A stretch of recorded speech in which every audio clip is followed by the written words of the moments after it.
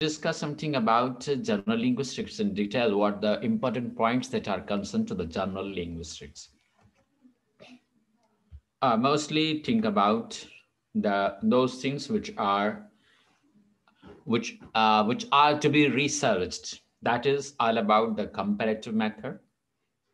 Comparative method जो research हुआ था वो बैलन गार्सिस ने रिसर्च किया था, और नियो ग्रामरेंस ये तबाता कैनॉल्स के दिया हुआ ये मेथड है, ठीक है, नियो ग्रामरेंस थ्योरी, ठीक है।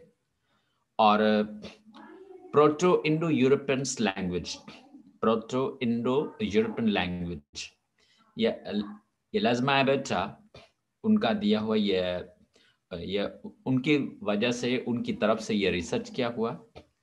और ग्रिम्स लॉ जो है मायवाका का जो है रिसर्च किया हुआ है। और प्राग स्कूल आपने सुना होगा, that is very important topic and comes in every test in of the any kind of the competitive exams. It comes, even it's being asked over there that who researched over the Prague schools.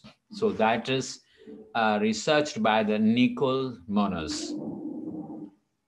Structuralism and saturated. Structuralism, that is a big topic that is concerned to the linguistic. Luis Valenzuela, he has researched this topic, okay? And Mr. Chomsky, you know, the big scientist of the current position of the current modern time. So in modern time of the linguistic, Alvaro Sanuza, he researched many more things about Mr. Chomsky, okay? Mr. Halliday, Anila Vega, he researched many more things about Mr. Halliday. And typology, Catherine Acuna, she also researched about the typology, history of the English language. Zimna Martins also researched more about the history of the English language. And applied linguistics, that is a very important topic. And Jonah Walliser has researched more things about applied linguistics. These are the topics, it means by whom they were researched. What is language? If we are going to get review about the language, अगर हम language के बारे में review लें कि language दरअसल है क्या चीज, आप अपने तरफ से कोई idea share करें. Yes, Miss Nargis at first.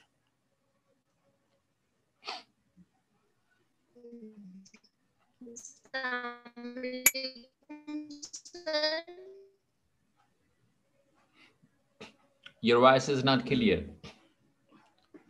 Hello,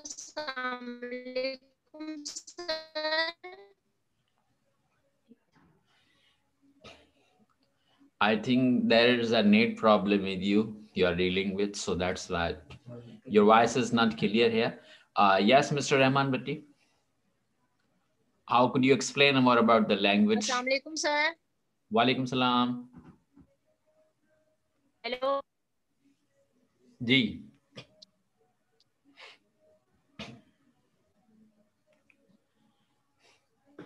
Hello.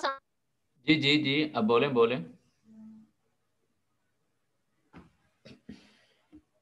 This through language we can speak and we can share our ideas. We share our views with other. Sir Okay. सुन रहे हैं आप मुझे?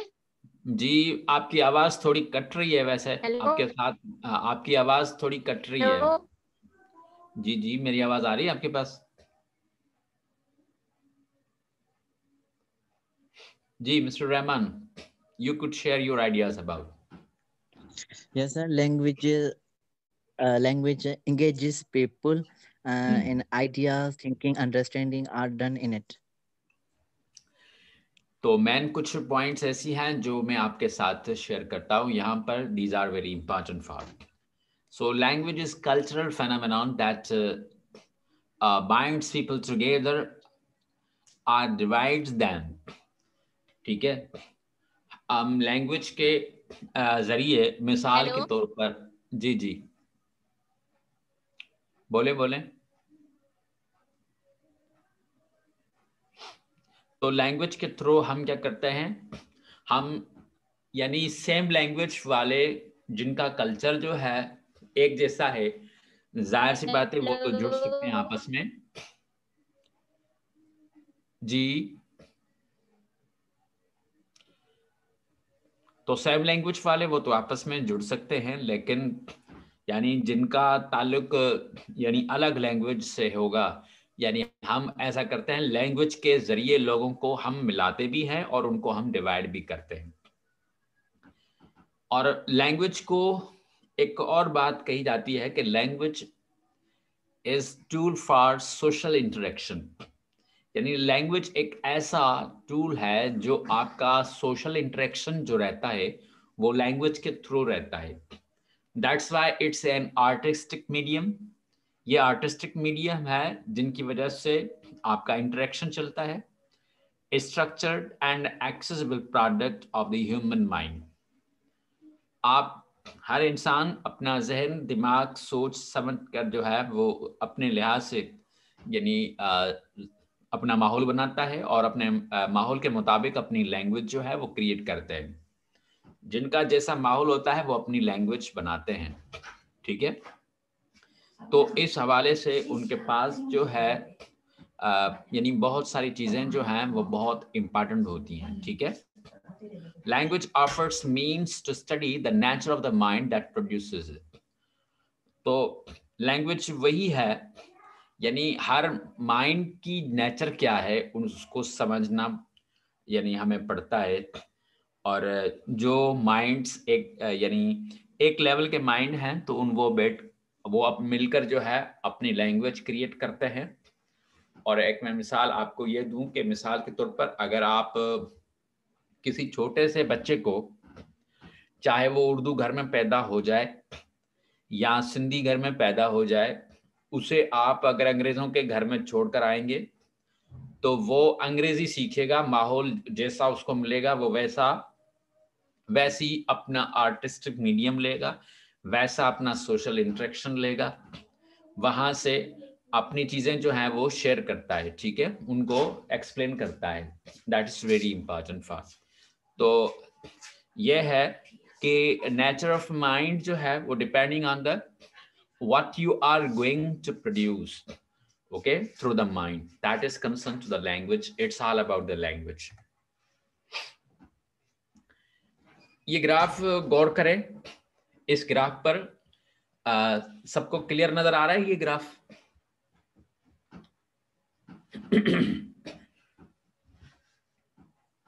जी सर, सही नजर आ रहा है. ये डायग्राम जो है अपने पास कैप्चर कर लें. कैप्चर तो सारी आप स्क्रीनशॉट ले लें, जितनी भी स्लाइड्स मैं आपके सामने डिस्कस कर रहा हूं, वैसे भी मैं शेयर कर दूंगा लास्ट में. ठीक है. अब आप देख लें कि लिंग्विस्टिक्स ने हमें 3 चीजें लाजिम दी. एक चीज क्या है? एक चीज ये इंपॉर्टेंट है, आप ये देख लें. सबसे पहले साउंड्स ऑफ लैंग्वेज. नजर आ रहा है आपको? ठीक है. लैंग्वेज ने हमें साउंड्स ऑफ लैंग्वेज दिया, लिंग्विस्टिक्स ने. ठीक है. लिंग्विस्टिक्स ने हमें साउंड्स ऑफ लैंग्वेज दिया, यानी हमें पता चला कि साउंड्स ऑफ लैंग्वेज हैं क्या, जिनकी वजह से हम लैंग्वेज को मजीद समझते हैं. उसके बाद पता चला कि लैंग्वेज को लिखना, समझना, पढ़ना और उसके लिए ग्रामर भी लाजमी है. अलबत्ता हर लैंग्वेज को यानी उस मीनिंग भी उसके लिए जरूरी है. ठीक है. तो ये 3 पार्ट्स लैंग्वेज के लिए जरूरी है. अब हम चलते हैं तो इस लिंग्विस्टिक्स के अंदर जब साउंड्स ऑफ लैंग्वेज का काम हो तो साउंड्स ऑफ लैंग्वेज में आपके पास 2 सब्जेक्ट्स काम करते हैं. ये कल हमने डिस्कस कर चुके हैं, फोनेटिक्स एंड फोनोलॉजी, याद है आपको? जी ये सर। कल हम डिस्कस कर चुके हैं। तो जब हम लैंग्वेज में अगर ग्रामर की बात करेंगे तो लिंग्विस्टिक्स में ग्रामर जो है वो डिपेंड करता है दो, एक तो मॉर्फोलॉजी, ठीक है, और दूसरा होता है सिंटैक्स। ये सिंटैक्स भी सेम चीज है, यानी ग्रामर की तरह मुकम्मल स्ट्रक्चर की बात होती है। और मॉर्फोलॉजी में हम क्या करते हैं, फॉर्म्स ऑफ वर्ड्स करते हैं, यानी किसी वर्ड के टूल्स कहाँ पर ले आए और उसको हम कहाँ से लेकर आए, किस तरह हमने बनाए, ठीक है। और लिंग्विस्टिक में एक चीज और इंपॉर्टेंट है, मीनिंग। तो मीनिंग के लिए दो पार्ट्स ये काम करते हैं, एक सिमेंटिक्स और दूसरे प्रैग्मेटिक्स। लिंग्विस्टिक्स ने अपने अपने नाम दे दिए। अगर मैं आपसे पूछूं भाई आपने एप्पल देखा है, तो आप क्या करेंगे, डायरेक्ट आपको एप्पल के शेप पर आपका सेंस चला जाएगा। आपका जो माइंड होगा ना, आपके माइंड में बिल्कुल एप्पल का शेप आ जाएगा सबसे पहले, ठीक है। तो ये शेप जो है ये समझ लो कि सेंस देता है, ये मीनिंग देता है। तो आपके पास एक इमेज और दूसरा आपके पास वो, यानी इमेज के साथ साथ उसका नेम। तो ये सिमेंटिक्स और प्रैग्मेटिक्स, यानी ये सिर्फ मीनिंग पर काम करते हैं लिंग्विस्टिक्स में। ये बहुत सारे इंपॉर्टेंट चीजें हैं, तमाम चीजें ये लिंग्विस्टिक्स से कंसर्न है। ये बात समझ में आ गई आपको? जी सर। जी। Is it clear? जी सर। तो अगर हम हिस्टोरिकल लिंग्विस्टिक्स की हम बात करें तो हाउ लैंग्वेजेस आर रिलेटेड, ठीक है। हम हमारे पास जो है लैंग्वेजेस किस तरह, यानी उसकी जो मुकम्मल हिस्ट्री जो बनी है तो वो किस तरह बनी है, ठीक है, और वो कैसे हम उसको आगे लेकर आए हैं, हम तक कैसे लैंग्वेज के थ्रू जो है ना वो पहुंची है हमारे पास। सबसे पहले लैंग्वेज फैमिलीज में बहुत सारी चीजें हैं, लेकिन ये दो इंपॉर्टेंट है, एक इंडो यूरोपियन और सिनोटैप्टिज्म, ठीक है।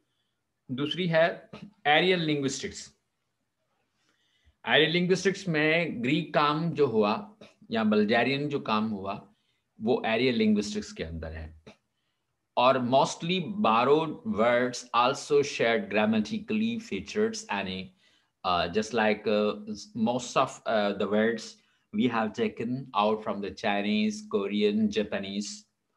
आपको पता होगा कि इंग्लिश में सबसे ज्यादा उन्होंने आसान काम ये किया कि दूसरे अल्फा लैंग्वेजेस के वर्ड्स भी अपनी लैंग्वेज में वो शामिल करते गए। हालांकि हमारे सिंधी लैंग्वेज या उर्दू लैंग्वेज के वर्ड्स भी इंग्लिश में मौजूद हैं, बहुत सारे ऐसे वर्ड्स हैं, ठीक है। और how language changes over time, जैसे टाइम बढ़ता गया, टाइम जैसे आगे बढ़ता आया तो लैंग्वेज में आपने देखा होगा, यानी साउंड्स पर काम हुआ, पूर्वी एस्पा। तो ये डिफरेंसेस हैं साउंड्स के हवाले से, ठीक है। स्विट ने काम किया था इस पर। तो यानी साउंड्स में जो है मिसाल के तौर पर पुअर, यानी उसको हम क्या कहते हैं फा, सुट। ये हम वर्ड को अगर हम गौर से अगर हम देखें तो हम वर्ड को किस तरह प्रोनाउंस करते हैं, उसकी जो प्रोनाउंसिएशन है वो क्या है। अब उसके बाद है वोकैबुलरी की बात आए, ठीक है ना। तो ये स्काई स्क्रैपर, ठीक है, यानी वोकैबुलरी का काम जो है इन यानी यहाँ इस तरीके से वो जो हुआ, ठीक है। अब कुछ वर्ड्स ऐसे हैं, जैसे पहले कुछ वर्ड्स ऐसे यानी जो जैसे थे, हम उनको आगे चलकर जो है उनको और इजी बनाया गया, ठीक है, और उनको सिंपली वे में उनको लिखा गया। तो ग्रामर में खासतौर पर just like did you eat yet, ठीक है, तो इसको एडवर्सेटिव पैसिव कहा जाता था पहले। अब ये डिड यू ईट येट, आप इसको अब इंट्रोगेटिव कहते हैं और एक्टिव है, इसकी पैसिव अपने तरीके से करते हैं आप। रूल के मुताबिक, ठीक है। तो ये हिस्टोरिकल लिंग्विस्टिक्स में बहुत सारे चेंजेस जो आती गई अपने काम के हवाले से, वो इस तरह हुई। सोशो लिंग्विस्टिक्स में क्या काम हुआ?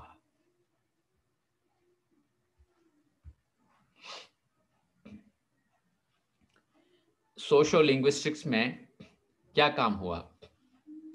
ठीक है, just like diglossia, high and low prestige languages. तो डिलोशिया उसने सबसे पहले सोशो लिंग्विस्टिक्स में ये, यानी जिनकी लेवल जो लैंग्वेज की हाई थी या लो थी, यानी उनकी जो यानी जो लेवल थी वो उसने बयान की, ठीक है। The role of Mandarin and Taiwanese in a bilingual society. Bilingual society आप यानी यूं समझ लें कि मिसाल के तौर पर जिस तरह हम हैं कि मिसाल के तौर पर अगर हमारे दरमियान हमारे पास जो माहौल है, जो सिंधी जानता है, ठीक है, तो साथ साथ उर्दू उर्दू भी सीख गया, यानी माहौल के साथ साथ रहकर बाहर लोगों से मिलते हुए, कुछ मीडिया की तरफ नज़रअंदाज करते हुए, और यानी कुछ मीडिया से टच होते हुए, टेलीविज़न से, सोशल मीडिया से, कहीं से भी, यानी हमने अगर उर्दू वालों ने तो क्या है, उर्दू वालों ने सिंधी को समझने की कोशिश की और सिंधी वालों ने उर्दू को समझने की कोशिश की। और अब हम क्या करते हैं, हमारे लिए दोनों लैंग्वेजेस जो है वो बोलना यानी आसान हो गई है। हम एक टाइम सिंधी भी बोल सकते हैं और उर्दू भी बोल सकते हैं। तो ऐसे हमारे पास जो मुआशरा है उसको हम बायलिंगुअल सोसाइटी कहते हैं। तो इसी तरह यानी मिसाल के तौर पर जिनकी ग्रीक थी, चाइनीज थी, यानी सब ने अपने अपने माहौल के मुताबिक यानी इंग्लिश उनके पास लाजिम बना, ज़रूरी बना, ठीक है। The changing role of English and children's यानी the changing role of English and challenge society borrowing are showing up। अब यानी जो चीज जो है उन्होंने बनाई वो क्या है कि कुछ उन्होंने यानी किसी और लैंग्वेज से कोई चीज ली और फिर उन्होंने उसको शो ऑफ किया, ठीक है। टिस्ट्रोनमी एंड द ब्लैकआउट, ये कोड स्विचिंग और lexicalized chilling words। Code switching हमारे पास तकरीबन सबसे ज्यादा इस्तेमाल होता है आजकल, यानी इसमें है कि हमारे पास मिसाल के तौर पर हम इंग्लिश भी इस तरह, हमारी इंग्लिश भी कुछ इस तरह बन गई है, इंग्लिश, सिंधी, उर्दू, और वो ये हम क्या करते हैं यानी मिक्सअप करके यूज करते हैं, ठीक है। तो मिसाल के तौर पर एक ही जुमले के अंदर आप इंग्लिश भी यूज कर रहे होते हैं और उर्दू भी यूज कर रहे होते हैं एक ही सेंटेंस के अंदर। जब आप किसी को टेक्स्ट करते हैं, मैसेज करते हैं, तो ये चीज जो है ये कोड स्विचिंग में आ जाती है। लेक्सिकलाइज्ड वर्ड्स जो है हमारे पास कुछ ऐसे वर्ड्स जो है यानी जो सेंस के हवाले से, यानी उसमें हम यानी उनमें क्या हम चेंजिंग करते हैं, कौन सा तरीका जो है वो हम इस्तेमाल करते हैं। वक्ती तौर पर जो है हम क्या करते हैं कि जिस तरह कोई भी शेप हो, किसी भी यानी थिंग का कोई शेप हो, वो हम देखकर जो है पता चला लेते हैं कि भाई ये चीज जो है इस नाम से वाबस्ता है, ठीक है। अब जनरेटिव ग्रामर, ये जनरेटिव ग्रामर जो यानी वहाँ से चलता आया लिंग्विस्टिक्स में लाजमी, यानी ये इंट्रोड्यूस होता आया उसमें, क्योंकि उसमें वर्ड्स बनाते हुए, कोई सेंटेंस बनाते हुए हमारे पास स्ट्रक्चर की मजीद ज़रूरत होती है। तो स्ट्रक्चर्स भी हमारे पास ग्रामरियन जो स्ट्रक्चर्स हैं, यानी पुरानी स्ट्रक्चर्स अगर आप देखेंगे और आज की स्ट्रक्चर्स आप देखेंगे, दिन रात का फ़र्क है। ये मैंने आपको पहले ही बताया कि ओल्ड इंग्लिश में, ओल्ड इंग्लिश से लेकर आज तक यानी ग्रामर के हवाले से भी बहुत सारे रूल्स हैं वो चेंज हुए हैं, ठीक है। तो generative grammar strives to develop a general theory that reveals the rules and laws that govern the structure of particular languages. अब languages की जो मुकम्मल जो स्ट्रक्चर है, खासतौर पर उस स्ट्रक्चर के हवाले से उन्होंने यानी बहुत सारी जो थ्योरीज हैं वो यानी तब्दील की हैं, ठीक है।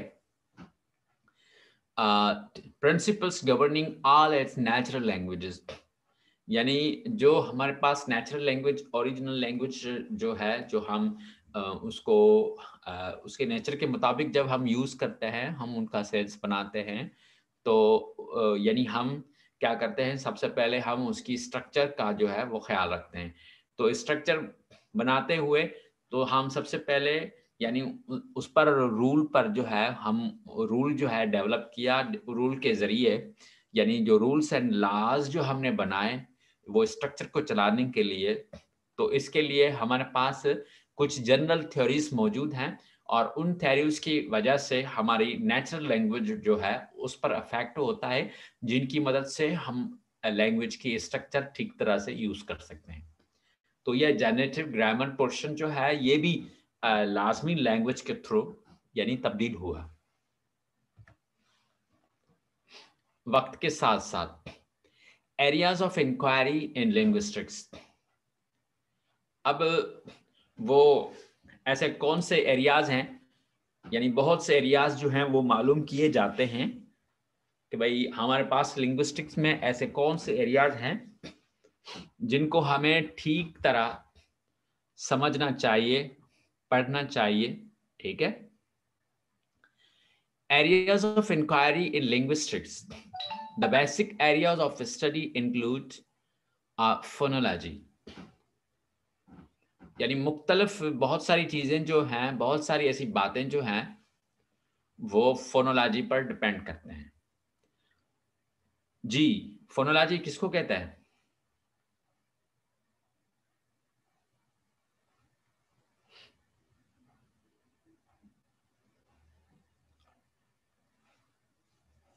बेटा, what is phonology? It means the study of the sound patterns of language. यह हमने कल डिस्कस किया था, फोनोलॉजी फोनेटिक्स की बात है, ठीक है।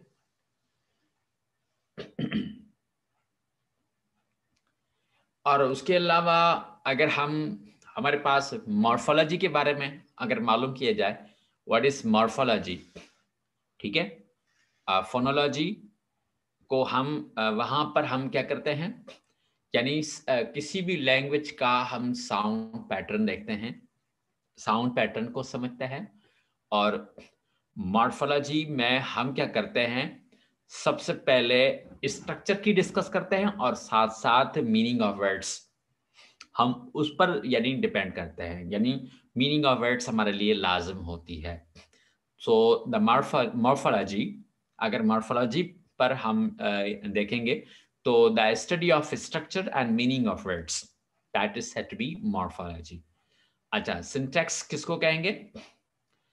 अब सिंटैक्स में क्या होगा, the study of the structure of sentences, यानी सिंटैक्स जो है ये मैंने आपको पहले बताया कि सिंटैक्स जिस तरह स्ट्रक्चर ऑफ सेंटेंस आप ग्रामर में बनाते हैं ना, तो सिंटैक्स और ग्रामर ये मतलब कुछ ये बहुत सारी चीजें जो है ना, यूं समझ रहे हैं कि ये सिंटैक्स और ग्रामर सेम है, ठीक है।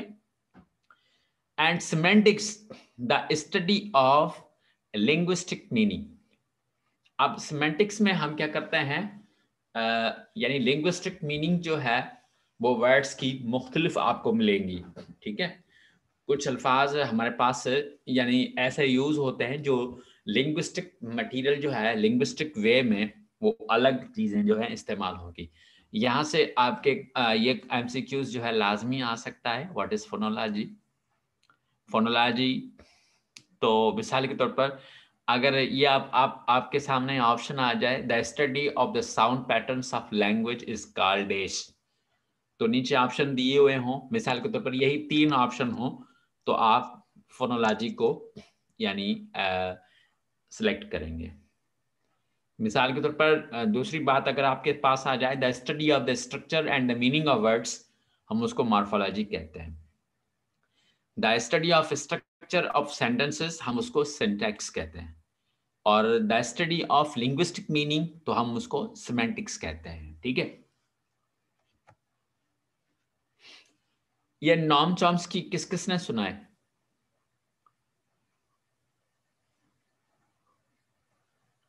सर ये मैंने सुना है नॉम चॉम्स्की। इस नेशनल लिंग्विस्टिक्स मौजूदा में दौर बहुत। लिंग्विस्टिक का बड़ा एक्सपर्ट है ये जी नॉम सर। सर इसने सेकेंड लैंग्वेज लर्निंग पे भी काम किया था ना, बच्चों की थ्योरी पर।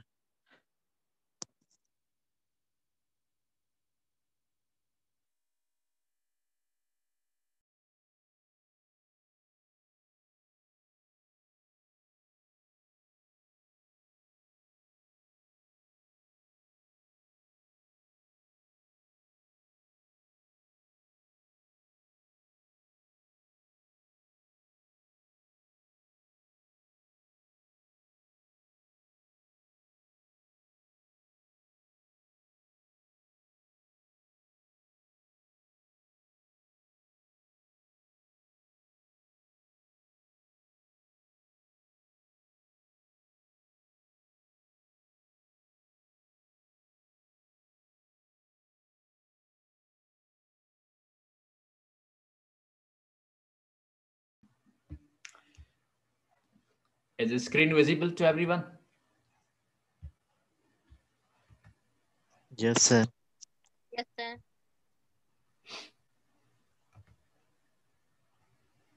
हम कहां पर थे? Noam Chomsky. ठीक है, जी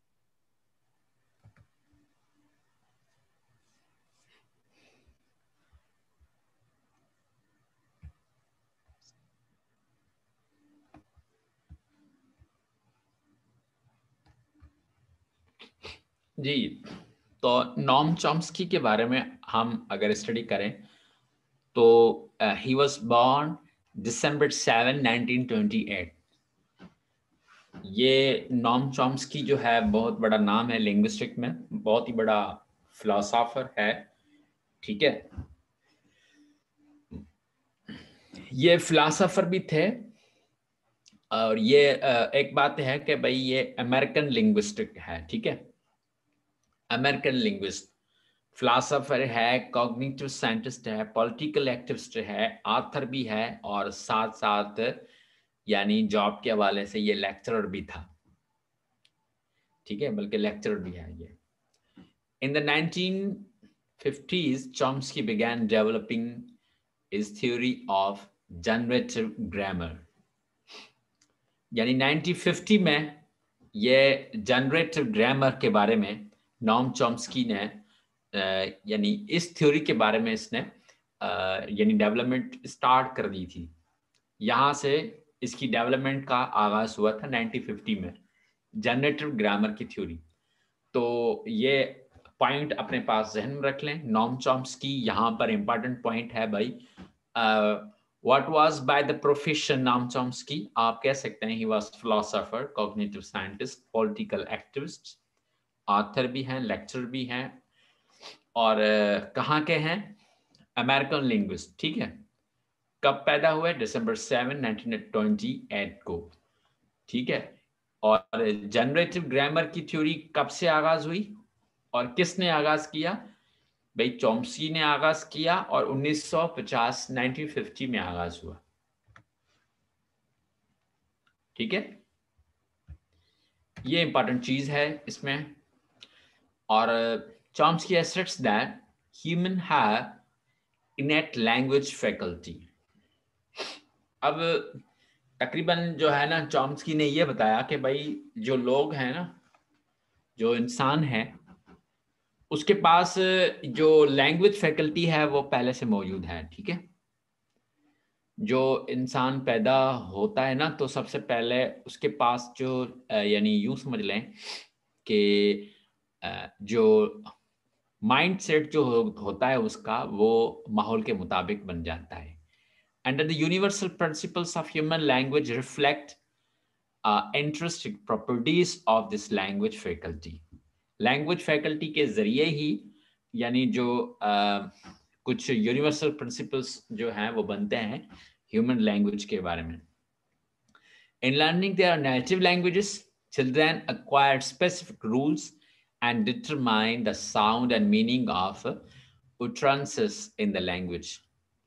तो बच्चे अक्सर जो है ना तकरीबन ये खुद ही वो यानी बच्चे रूल्स जो है ना वो लैंग्वेज के बनाते हैं उनके वजह। तो हम बात कर रहे थे कि children require specific rules that determine the sound and meaning of tenses in the language. और बच्चे जो है वो खासतौर पर साउंड के जरिए जो है ना वो मीनिंग खुद जो है वो प्रैक्टिस करके बताते हैं। बहुत सारी ऐसी चीज़ें हैं जो बच्चे जो है परफॉर्म करते हैं, यानी उस हवाले से वहाँ से जो है हमें नेटिव लैंग्वेज जो है वो मिल जाती है। These rules interact with each other in complex ways. The entire system is learned in a relatively short time and with little and no apparent conscious effort.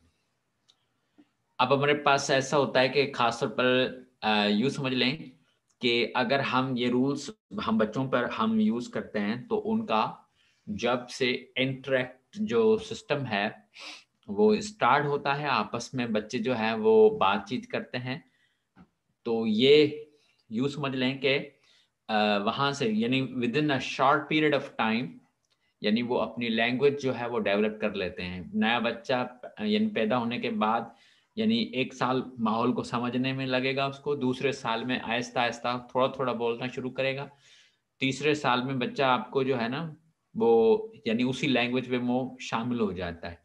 फिर माहौल से जो है ना वो सीखता है, और किस तरीके से सीखता है उसके लिए आपने क्या क्या किया ये प्रैक्टिकल आपको बच्चे से मिलता है। ठीक है। सिस्टमैटिक फंक्शनल लिंग्विस्टिक्स, हमारे पास जो सिस्टमैटिक फंक्शनल लिंग्विस्टिक्स है वो क्या चीज है? Systematic functional linguistics is a theory of language centered around the notion of the language function.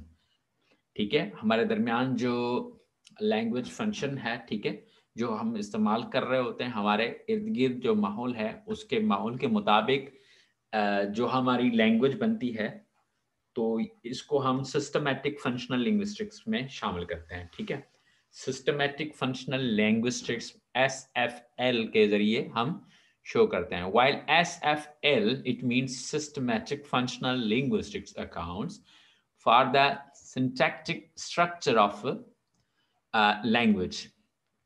अब syntactic यानी खासतौर पर जो उनकी स्ट्रक्चर के हवाले से और मीनिंग के हवाले से हम लैंग्वेज में बहुत सारी चीज़ जो है हम उनके अकाउंट के बारे में यानी मेन चीज़ जो है SFL के बारे में हम ध्यान रखते हैं, ख्याल रखते हैं। It places the function of language at the center, what language does and how it does it, in preference to more structural approaches, which places the elements of language and their combination as central. हम language के अंदर किस तरह काम करते हैं, language किस तरह बढ़ती है, लैंग्वेज के अंदर को किस किस्म की जो स्ट्रक्चरल अप्रोचेस हैं हम उन पर प्रेफरेंस कैसे देते हैं। ठीक है, और कौन से लैंग्वेज के एलिमेंट्स जो हैं यानी वो अपनी जगह बनाते हैं। ठीक है, और जिनकी वजह से हमारे पास जो है यानी लैंग्वेज सेंटर्ड बनता है, यानी it's concern it's relevant to the environment whatever around you. अब बच्चा जो है, बच्चे को आप जिस तरह का माहौल देंगे, ठीक है, वो उस माहौल से अपनी लैंग्वेज जो है वो जनरेट करता है। तो SFL starts at social context and looks at how language both acts upon and is constrained by this social context. अब जो उसके पास जो लैंग्वेज बन रही है, जो वर्डिंग जो बन रही है, उसको आप सोशल कॉन्टेक्स्ट कहते हैं। ठीक है, और ये सोशल SFL जो है यानी सोशल कॉन्टेक्स्ट के हवाले से अगर देखें तो उन पर लैंग्वेज यानी कैसे अमल करती है, लैंग्वेज के जरिए वो उनके अंदर जो है वो सोशल कॉन्टेक्ट कैसे बनता है, how social context is generated, that is very important. A central notion is a stratification such that language is analyzed in terms of 4 strata: context and semantics and lexico, grammar, and phonology or graphology. अब हमारे पास जो है ना तकरीबन जो central notion जो है जिसको आप स्ट्रैटिफिकेशन कहते हैं, ठीक है, तो उनके लिए 4 इंपॉर्टेंट टर्म्स हैं जो हमारे लिए लाजम हैं समझना, ठीक है। तो फर्स्ट इज यानी उनका जो कॉन्टेक्स्ट बने, दूसरा सिमेंटिक्स, ठीक है, सिमेंटिक्स हमने अभी यानी सिमेंटिक्स के बारे में भी हम डिस्कस करके आए पीछे, और lexico grammar and philosophy, lexico grammar and phonology graphology. अब फोनोलॉजी का पूरा मुकम्मल जो है ना वो ग्राफ बनाकर साउंड जो है वो आप पेश करते हैं, यानी कौन सा साउंड कहाँ पर असर करता है और किस साउंड को हम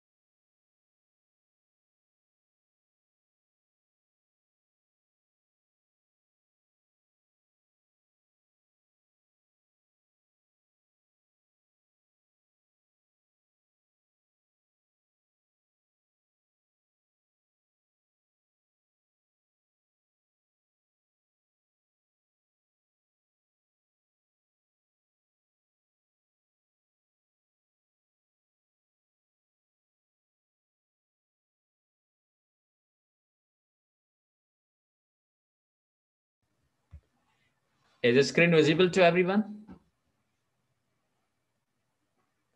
जी सर। Yes sir. ठीक है, ठीक है भाई। तो यह लेक्सिको ग्रामर, कॉन्टेक्स्ट, सेमेंटिक्स और फोनोलॉजी ग्राफोलॉजी। तो फोनोलॉजी में जो हम साउंड्स की जिस तरह हम डिस्कस करते हैं, अगर हम मजीद अगर डिस्कस करें कि भाई वावल्स का क्या फंक्शन है, डिफ्थोंग्स का क्या फंक्शन है, ट्रिफ्थोंग्स का क्या फंक्शन है, हम उनको किस तरह यूटिलाइज करते हैं और उनको हम कैसे वर्डिंग में यूज करते हैं, उसकी प्रोनाउंसिएशन किस तरह बनती है और कौन कौन सा लफ्ज यानी उसका मुकम्मल जो है ग्राफ कैसे बनता है, ये तकरीबन जो है ये एसएफएल के अंदर आ जाता है, ठीक है। ये 4 चीजें जो हैं वो बहुत इंपॉर्टेंट है एसएफएल के लिए, यानी कि systemic functional linguistics. What is context? अब हम आते हैं कॉन्टेक्स्ट में। Context concern the field what's going on. अब कॉन्टेक्स्ट जो है यूं समझ लें कि आपके दरमियान जो कुछ हो रहा है वो आपका कॉन्टेक्स्ट बन रहा है, ठीक है। आप उसके ऊपर जो है अगर आप तवज्जो देंगे, ध्यान देंगे, ठीक है ना, that would be called just like context. Tenor the social rules and relationships between the participants. अब सोशल रूल्स क्या हैं? रिलेशनशिप्स बिटवीन द पार्टिसिपेंट्स, जो भी उसके अंदर शामिल होते हैं, यानी आपके इर्द गिर्द जो माहौल है उस माहौल में जो कुछ हो रहा है, ठीक है ना। अब ऐसी ये बात है कि भाई आप लोग उसे किस तरह जो है ना आप उसे यूज करते हैं, और उसके अंदर जो जो शामिल होता है ना, जो जो शामिल होता है वो पार्टिसिपेंट्स कहलाते हैं, जो परफॉर्मेंस जो रोल्स अदा करते हैं, यानी उनका जो रिलेशनशिप है वो उस तरह ये परफॉर्म जब होते हैं तो ये उनका सोशल रोल्स कहलाते हैं, ठीक है। And the more aspects of the channel of communication, और फिर जो है चैनल ऑफ कम्युनिकेशन जो है यानी उसमें कंटिन्यूस जो राब्ता है, कम्युनिकेशन जो है वो स्टार्ट हो जाता है, जिसमें मिसाल के तौर पर यानी मोनोलॉजिक, ठीक है, डायलॉजिक, स्पोकन और रिटन, ठीक है, और विजुअल कॉन्ट्रैक्ट etc। अब कभी मिसाल के तौर पर जिस तरह कॉन्टेक्स्ट बनना शुरू होता है, तो सबसे पहले यानी अगर आप किसी यानी बच्चे पर आप गौर करें तो पहले पहले यानी एक एक डायलॉग बोलना शुरू करेगा, फिर 2 डायलॉग, फिर उसके बाद स्पोकन पे आ जाता है, फिर उसके बाद रिटन पे आ जाता है, ठीक है। उसके बाद विजुअल कॉन्टेक्ट जो है वो आहिस्ता आहिस्ता समझ जाता है। That is relevant to the context, each and everything.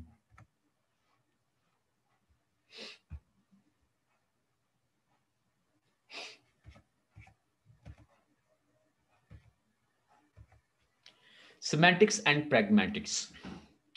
Semantics, systematic semantics, ठीक है, includes what's usually called pragmatics. Semantics is divided into 3 components.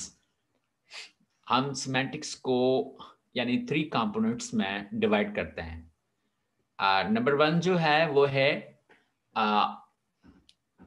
additional semantics, यानी the prepositional content. Second one, interpersonal semantics, यानी concerned with the speech function, exchange structure, expression of attitude. और उसके बाद है textual semantics, how the text is structured as a message, theme, structure given, a new rhetorical structure etc। तो ये हमारे पास एक additional semantics है, इंटरपर्सनल है और टेक्सचुअल सेमेंटिक्स है, ठीक है। एडिशनल सेमेंटिक्स के अंदर जो है ये हमारा यानी यूं समझ लें कि प्रपोजिशनल कंटेंट है। जो हम बात करते हैं तो ये यूं समझ लें कि वो हम क्या करते हैं, कभी कभी हम क्या करते हैं प्लान के मुताबिक यानी बैठ के कि भाई आज हमें इस बात के बारे में जो है वो हमें डिस्कस करनी है, ये एडिशनल सेमेंटिक्स। फिर उनमें हम क्या करते हैं, वहां से हम सेंस निकालते हैं। उसके बाद इंटरनल इंटरपर्सनल सेमेंटिक्स जो है, ठीक है, आपके जो स्पीच फंक्शन है, जो आप स्ट्रक्चर एक्सचेंज करते हैं, जो एक्सप्रेशन, जो आपका एटीट्यूड होते हैं, यानी how you are going to perform that all these values, all these structures in your own words, आप किस तरह उनको परफॉर्म करते हैं, ठीक है। ये तमाम चीजें जो है वो इंटरपर्सनल सेमेंटिक्स में आ जाती हैं। How the text is structure as a message, जो आप फिर उनको जो है ना फिर आप यानी एक टेक्स्ट फॉर्मेट देते हैं, उनको यूज करते हैं, लिखते हैं, ठीक है। तो theme structure given a new rhetorical structure, फिर उसके अंदर जो है ना एक नई स्ट्रक्चर जो है वो बन जाती है जो टेक्सचुअल सेमेंटिक्स में आ जाती है। After that there's a J R. Firth, ठीक है। अब जे.आर. फिर्थ जो है ये लिंग्विस्टिक का एक्सपर्ट है, ठीक है। ये जून 17 1890 से लेकर दिसंबर 14 1960 तक ये इसका ड्यूरेशन रहा है, लाइफ टेन्योर इसका ये रहा है, ठीक है। In this life tenure that whatever he has done, we are dealing with, we are going to discuss more in detail. And something just like the different kind of things that that were very important for the just like you may say the linguistic portion that was concerned, that the how you are a language function you are going to be used, it means this kind of idea that was under research, yani it means you may say since 19th century it was under research, and many more scientists, they work together to build, to develop the system of the linguistic program. So they thought that the linguistic should be the part of the language. Whenever you are going to learn something about the literature, so as well as along with that, linguistics should be learned. So that is very important part. So he also gave many more ideas relevant to the linguistic.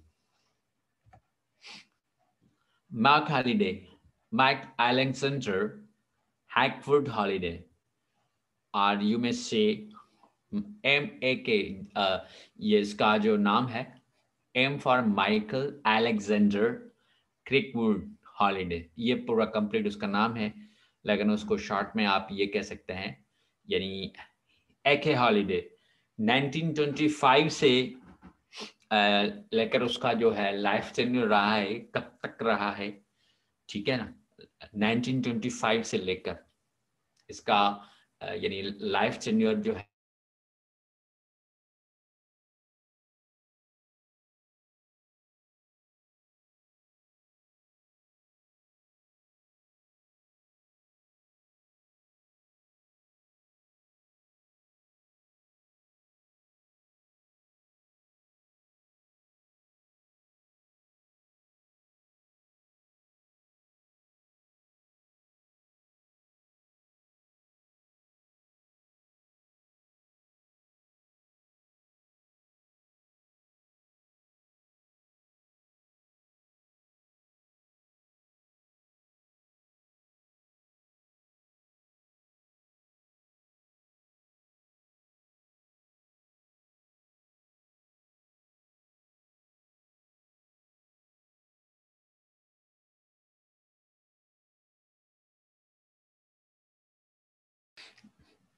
Is the screen visible to everyone?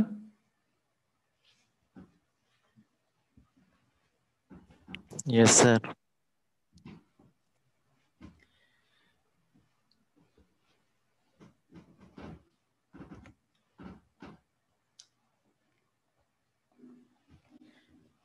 Okay, think about SFL,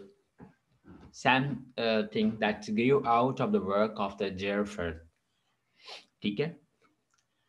A British linguist of the 30s, 40s, and 50s, but was mainly developed by his student Mark Halliday.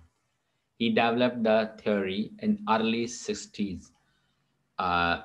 Seminal paper, okay, Halliday, 1961. तो तकरीबन 30s में, 40s में और 50s में ये British एक जो है लिंग्विस्ट जो जेयरफर्ड है, ठीक है, ये जिसकी हमने ये मार्क हॉलिडे जिसकी हमने बात की है, ठीक है। तो यानी उनके वजह से हमारे पास जो थ्योरी है तकरीबन यूँ समझ लें कि इन 60s में एक थ्योरी दी थी, उस थ्योरी का नाम जो है सेमिनल पेपर रखा गया था। ये 1961 में यानी इसने थ्योरी दी थी। वैसे तो मतलब बहुत जो है यानी डिस्कशन एबल है ये topic about mister mark Halliday, but the famous work that is relevant to the SFL by the Mark Halliday was on the seminal paper. Okay, even the 30s, 40s, within the 50s, he gave the mainly lots of the developments. Okay,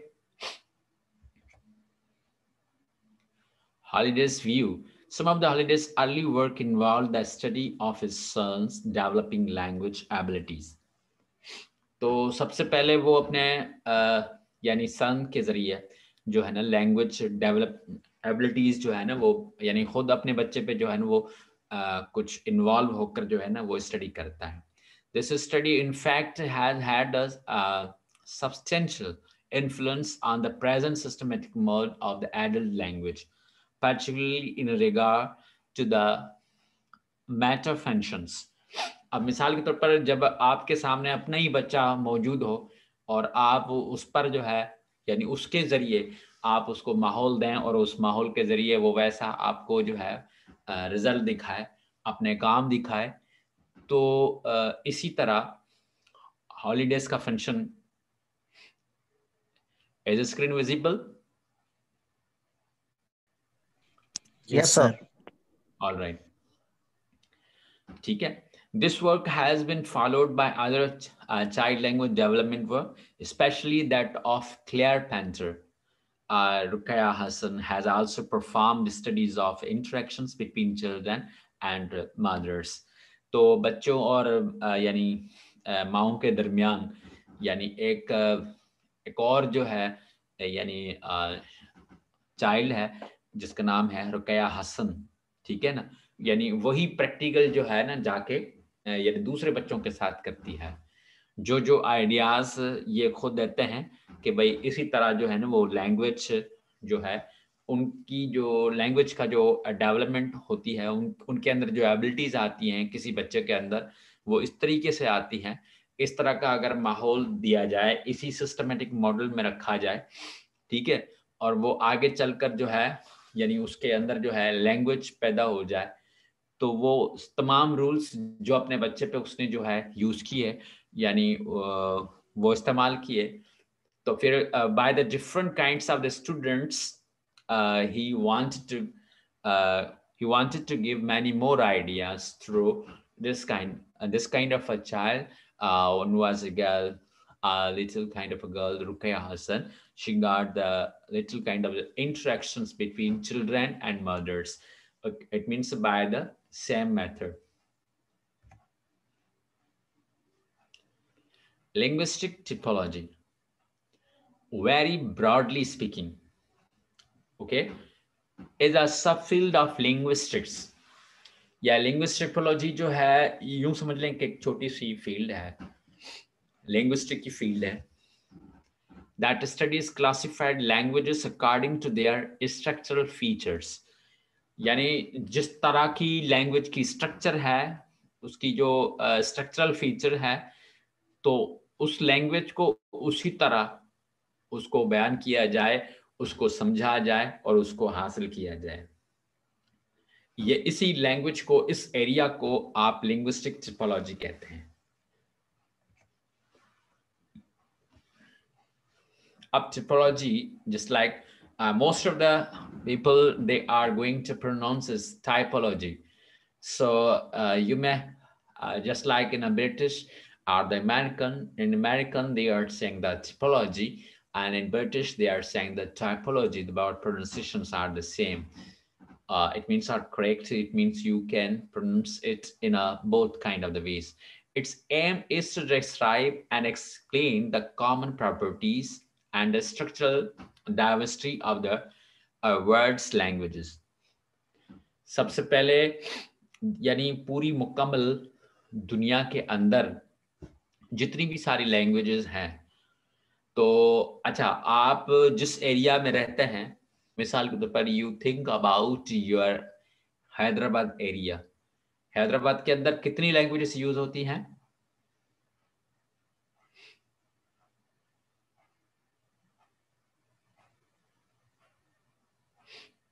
Are you getting me?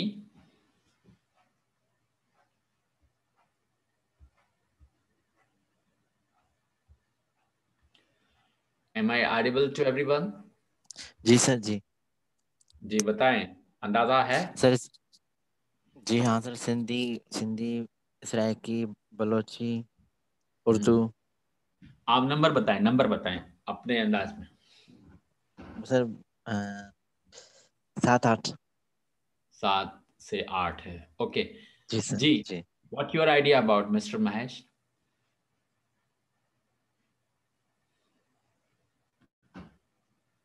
How many languages are going to be spoken throughout Hyderabad?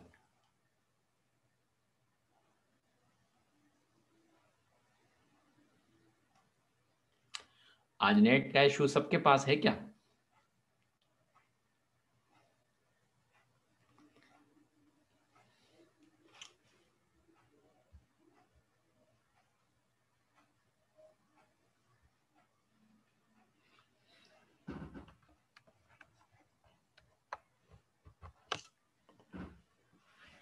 Am I audible to you?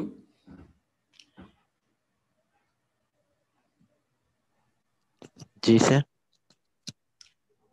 Yes, Mr. Mahesh, am I audible to you?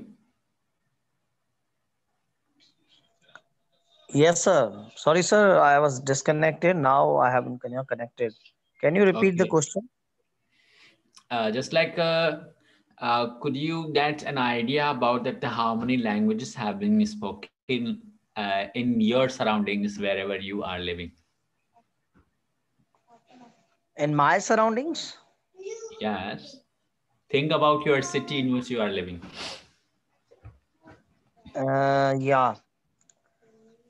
minimum I think 4 to 5 languages that I have listened so far, Okay. at least.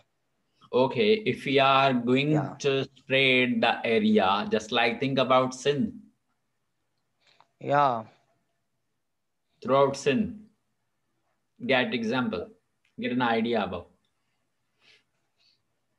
yeah. There must be, I think, more than 50 to 55 languages, maybe, or maybe the dialogues. Okay.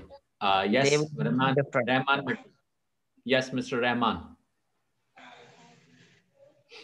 Sir, I have already given the answer of your question.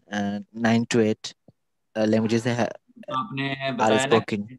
Hyderabad के अंदर इतनी languages use होती हैं। अब जी मैंने sir. Area बढ़ा दी। अच्छा तो सर होगी अगर 25 आप होगी सर। अगर आप सिंध के अंदर सोचें तो फिर कितनी हो सकती? Sir around 50। Around 50 confirm. Yes. Confirm तो नहीं है चले सर। हम क्या करते हैं, एरिया और बढ़ा लेते हैं। Think about Pakistan.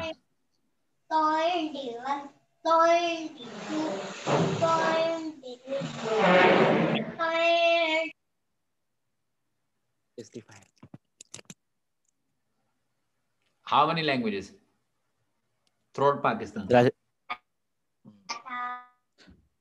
Sir Rajasthan 65। 65. Yes, your idea about Mr. Mahesh.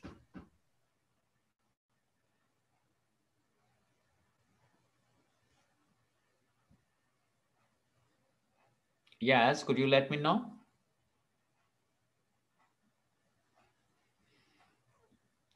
Okay, get an idea. At least 94 languages have been spoken throughout Pakistan. Be noted. But you know, when you are going to think about the world's languages throughout the world, 7,201. This is the recently research given by the many more researchers. The idea that was also read by me in different kinds of the digested books even. Okay, so at least 7,201 languages throughout the world, and at least 94 languages working in throughout Pakistan. So अब हर language की अपनी अपनी structure है, ये भी याद रख लें। हर लैंग्वेज की अपनी स्ट्रक्चर है, अपनी ग्रामर है, ठीक है ना। तो हम क्या करते हैं कि ये खासतौर पर जो टिपोलॉजी का जो मेन मकसद है, ठीक है, तो सबसे पहले भाई हर लैंग्वेज के अंदर जो स्ट्रक्चर, जो डाइवर्सिटी है, उनकी लेवल क्या है, सिर्फ ये समझना है और फिर उसके बारे में एक्सप्लेन करना है। ये मतलब रिसर्च करनी है, ठीक है, ताकि पता चल सके भाई कितने वर्ड्स यूज हो रहे हैं, कौन कौन सी स्ट्रक्चर्स यूज हो रही हैं, ये तमाम चीजें ये इसके अंदर आ जाती हैं, ठीक है।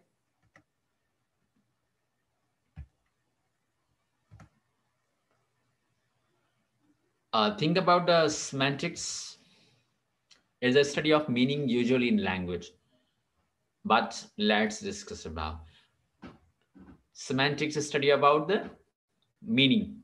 हम semantics में क्या करते हैं, सबसे पहले मीनिंग पर फोकस करते हैं, भाई मीनिंग उसकी लैंग्वेज की क्या हो सकती है और किस तरह हो सकती है।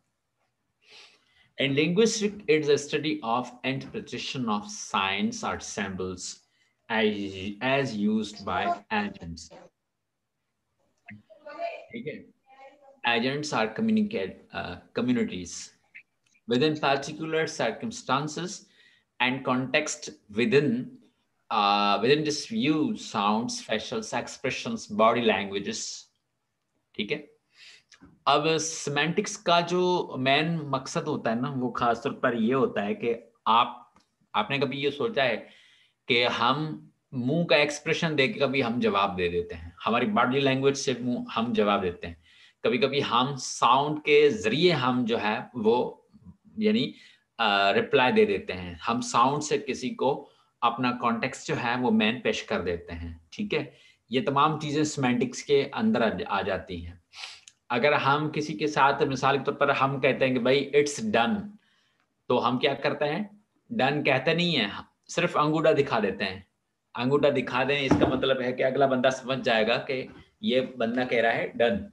तो अब इसमें क्या है, हम सिर्फ थ्रू साइंस एंड सैम्बल्स, ठीक है, अगर हम किसी को देखकर हाथ हिलाएं तो वो समझेगा कि भाई वो मुझे कुछ सलाम दुआ कर रहा है, वो भी हाथ हिलाएगा।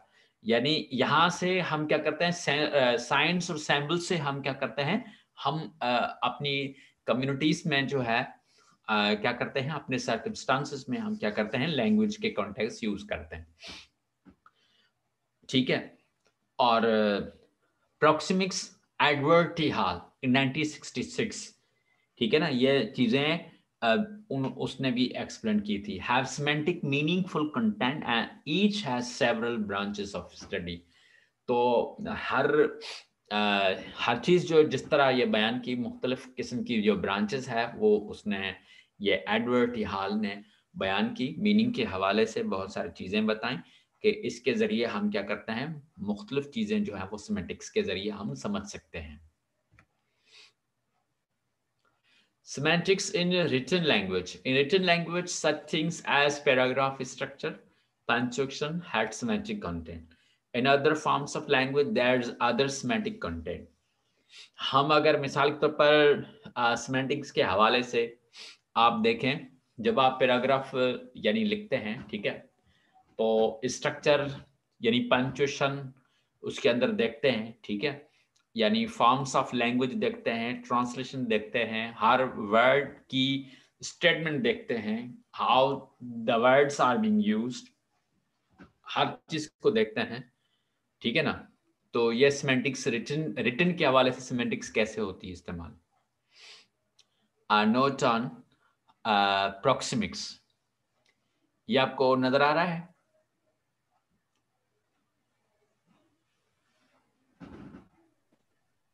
जी सर, नजर आ रहा है। ठीक है,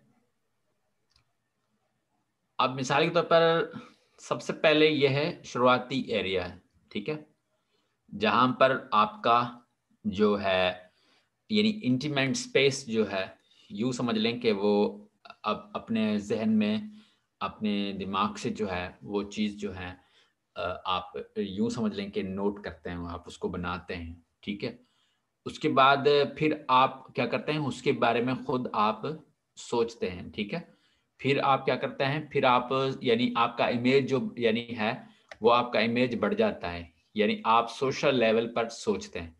सोशल लेवल पर सोचने के बाद फिर आप क्या करते हैं, आपके राब्ते जो है मजीद जो है वो बढ़ जाते हैं, फिर आप पब्लिक में आ जाते हैं, ठीक है, आप पब्लिक स्पेस में आ जाते हैं, ठीक है। वहां से फिर आपको नई नई चीजें मिलती हैं, फिर आप किसी और शहर में जाएं तो वहां से आपको और लैंग्वेज मिलेगी, और चीजें मिलेंगी, नए वर्ड्स मिलेंगे, वो लोग किस तरह बात करते हैं।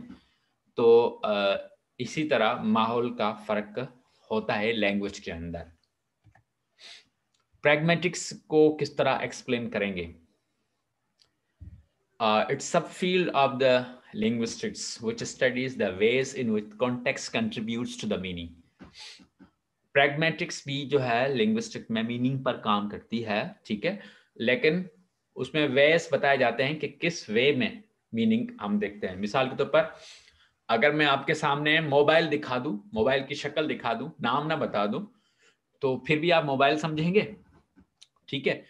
अगर मैं मोबाइल वर्ड यूज करूं आपके सामने यानी स्पेलिंग के साथ, फिर भी जो है आप समझेंगे कि I am talking about the mobile. ये सिस्टम होता है सेमेंटिक्स और प्रैग्मेटिक्स में फर्क सिर्फ। It states how the transmission of the meaning depends not only on the linguistic knowledge, यानी ग्रामर लेक्सिकॉन जिसको आप कहें। तो हम प्रैग्मेटिक्स में ये लाजमी नहीं होता कि भाई अगर आपके पास ग्रामर नॉलेज है, ठीक है, तो आप यानी कोई मीनिंग बता सकते हैं, नहीं। ग्रामर लेक्सिकॉन ये एक अलग चीज है, प्रैग्मेटिक्स जो है वो सिर्फ मीनिंग है, आप वर्ड बाय वर्ड मीनिंग को जो है ना वो आप यानी बता सकते हैं। Of the speaker and the listener, but also on the context of the turns, knowledge about the status of those involved, the inferred intent of the speaker and so on. जो स्पीकर यूज करे, जो knowledge दे, ठीक है ना, और जो wording, जो language